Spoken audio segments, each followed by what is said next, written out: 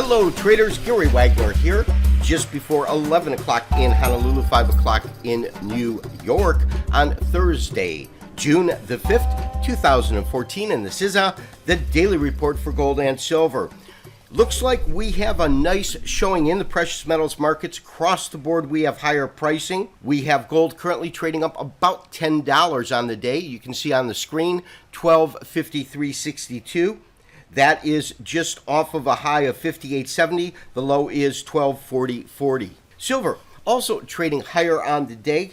As you can see, our current print screen is just above 1902. It has had a high of 1924, a low of 1862. More on silver towards the end of the show.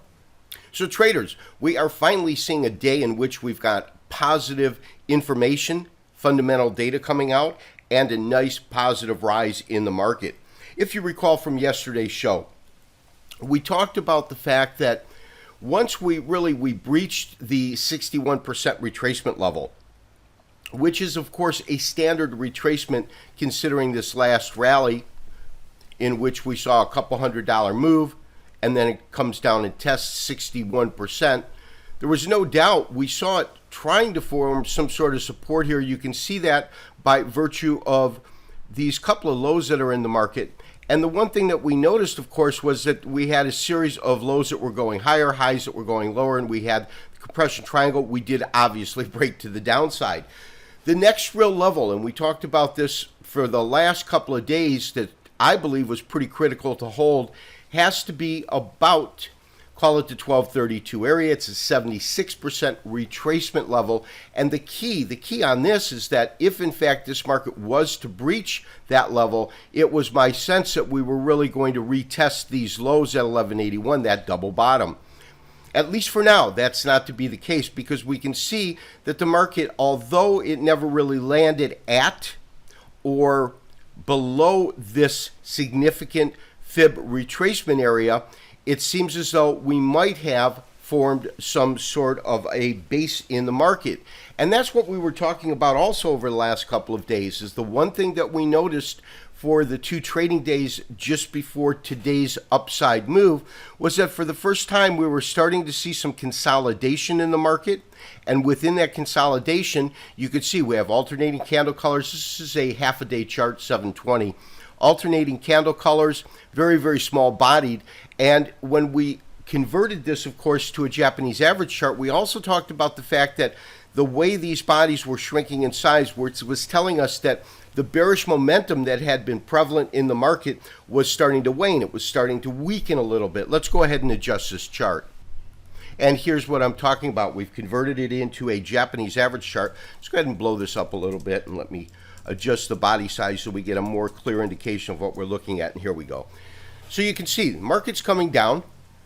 And the one thing that was really noticeable is look at these couple of candles in here. Look at the size of them. Of course, the absence of the upper wicks all the way down. Of course, you get one wick here. But following that, you had a decent body size. But the body size starts to diminish. You can almost see it almost running in scale, how it keeps having itself in terms of the body size. This body size looks roughly half of this half of this, and so on. And then we noticed, we got the tail shows up, the body size shrinks, then you get this doji-like candle, and that was telling us that we probably had the makings of some sort of significant bottom here. Now, today's move, of course, is this red and then this green candle here. This is showing the upside move, and again, this is a 720-minute chart. So when we actually go and convert this chart into a daily chart to see what the Japanese average candles really are looking like, you can see we've got a small green candle. We've had the pivot candle on our daily. We've now gone green. And that is seriously having me contemplate the fact that we should be entering this market from the long side and placing our stop under this 33, that being that critical area. I'm going to be looking at the charts once the show is completed and probably send out a special trade alert with stop recommendations. More on that in a little bit. So traders, one day doesn't make a market, but it certainly can make a pivot point or a key reversal area. It's a little early to tell about that, but it's the signs that we kind of look for. And as you know, what was really important to me was holding this particular level. Now, when we look at the level that this market actually fell to, and I believe we had a intraday low right at around 1240. So those are the lows that we saw on this recent decline. We've got a moving average, 30-day moving average, sitting at around 1284. We're still far, far away from there. We can absolutely see that the compression triangle correctly predicted a breakout. We incorrectly predicted the direction of the breakout, but nonetheless, the pattern was sound. The analysis could have been better, but the pattern was sound behind that. Now that we look at this particular area, we want to see where that matches up because it didn't quite hit that 1 fib level. And to do that, we're going to go ahead and compress this chart, and then we're going to put in a horizontal line. So in order to really take a look historically at what this market has done in this particular area, I have added a horizontal line to the lows. You can see it's quite compressed now. We really needed to go back in time to make any kind of sense out of this and see if this matches up anywhere.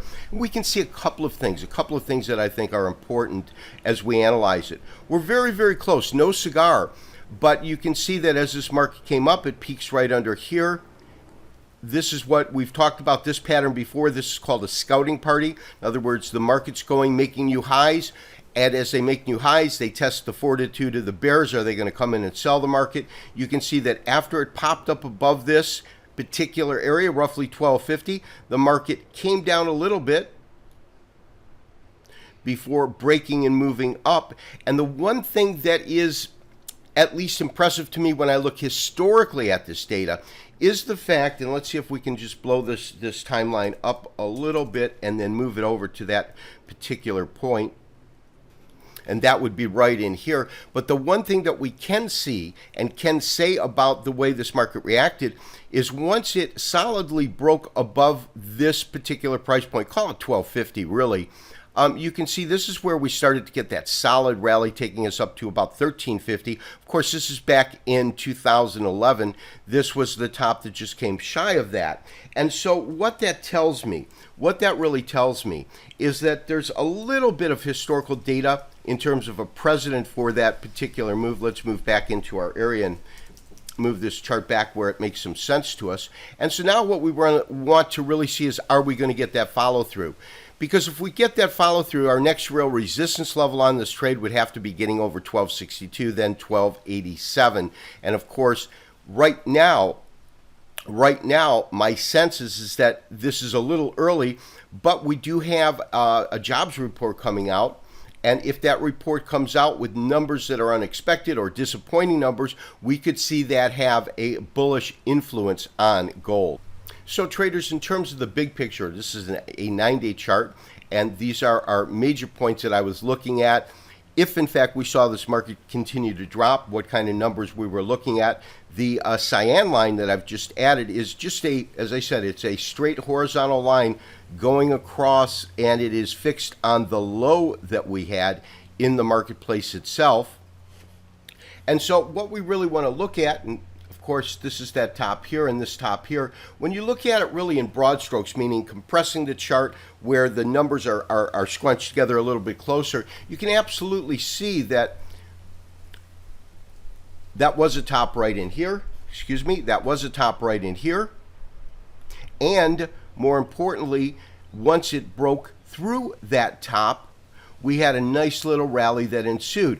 And so as a technician, really what we have in terms of our arsenal is a lot of mathematical formulas that help us crunch numbers, but it's the numbers itself, and it's looking at these numbers and how the market reacted at the time when it was trading at this price point can give us some sort of historical perspective that will allow us to extrapolate a decent strategy going into the future.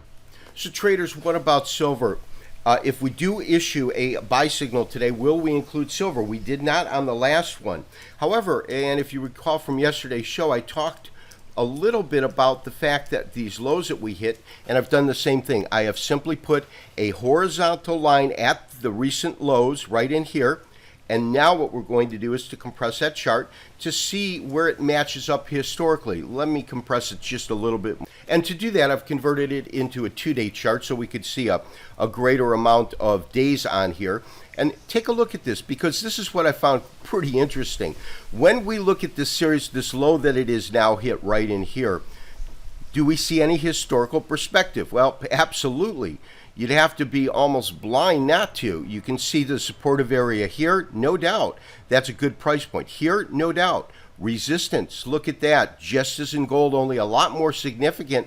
When the market came up, it tested this $19 area and was unable to break through for a solid period of time. When you consider this is a 2-day chart, and this block of time that we're looking at is probably close to 9-10 months, just shy of a year. You can also see here's where the market really hits above it, trades below it, but you can absolutely see it being a resistance area here, resistance here, even resistance here, just prior to a parabolic move, support, and I would also have to say support here because we didn't breach that particular line. So when we stand back and take a look at this market, even with the kind of pressure that it's been at historically in terms of perspective, we can absolutely see why on a technical basis we could in fact find support at this point. And that's what we were talking about yesterday. The direct answer, of course, is then yes, we will be issuing a buy signal in both gold and silver after I take a look at the charts, but it is a pretty solid bet that that's the way we're going to go, and I will include silver on this particular move, and that's based upon some of the studies we've been looking at, and in particular how the market has reacted at this price point. This has been Gary Wagner, wishing you as always good trading. We will talk to you tomorrow for the weekly wrap-up and review. Bye-bye.